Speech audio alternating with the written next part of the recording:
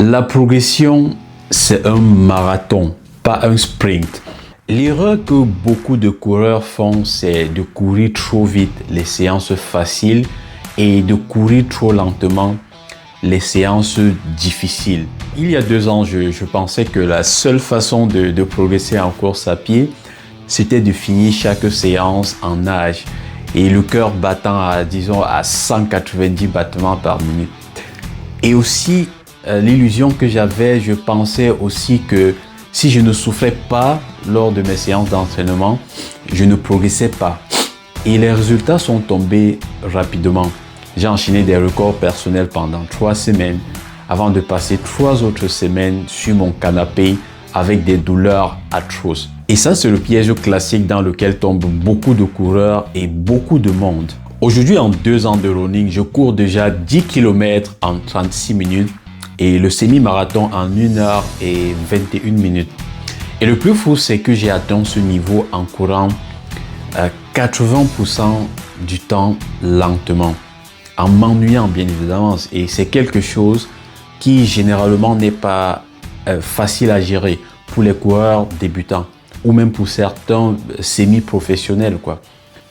Dans cette vidéo, je vais vous expliquer comment la loi de Pareto m'a aidé et comment vous pouvez utiliser cette loi pour briser votre plateau actuel.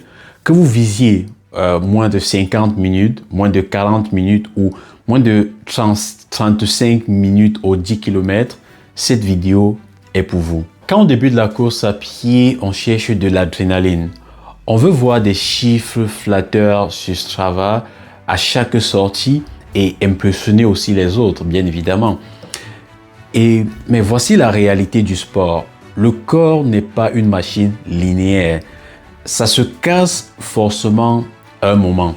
Parce qu'à force de vouloir accélérer tout le temps, on accumule de la fatigue résiduelle que le corps ne peut plus éponger.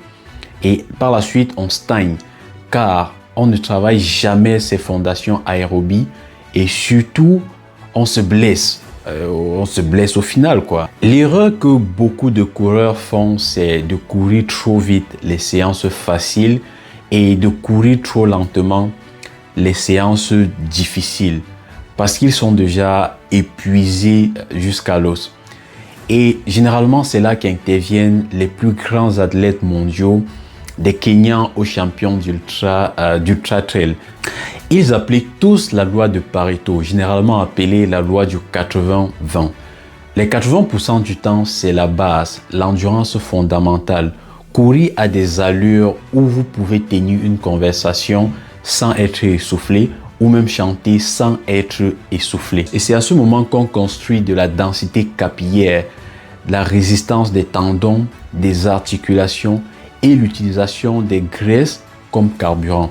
Et les autres 20%, c'est l'efficacité explosive, les fractionnés, le seuil, la VMA. C'est là qu'on va chercher de la puissance.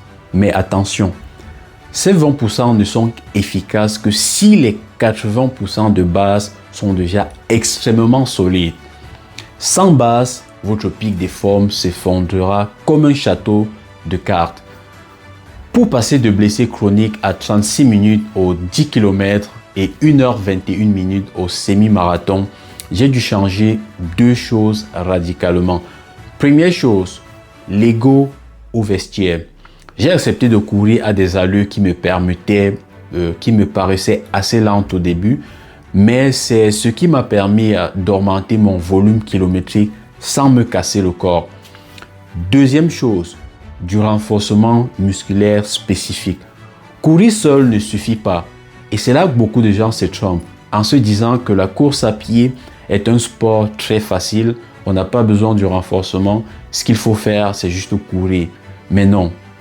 Pour encaisser 20% de haute intensité, j'ai intégré du travail de force, de chaîne postérieure, de gainage de pied. C'est ce blindage qui permet de transformer la puissance en vitesse pure sur du bitume. Ce principe de Pareto ne s'applique pas qu'au running. C'est une loi universelle du sport. La progression, c'est un marathon, pas un sprint. En apprenant à ralentir, en vous ennuyant lors de vos entraînements, Vous vous donnez enfin les moyens d'aller vite lors des compétitions. Dites-moi en commentaire, c'est quoi votre objectif actuel? Passer sous les 50 minutes, les 45 minutes ou les 40 minutes? Est-ce que vous avez l'impression de courir trop vite à l'entraînement? Si vous voulez que je vous partage ma semaine type d'entraînement ou mes exercices de renforcement musculaire préférés, dites-le moi aussi. Si la vidéo vous a plu, n'hésitez pas à liker, à partager, à vous abonner et à laisser un petit commentaire. On se revoit la prochaine fois pour une nouvelle vidéo.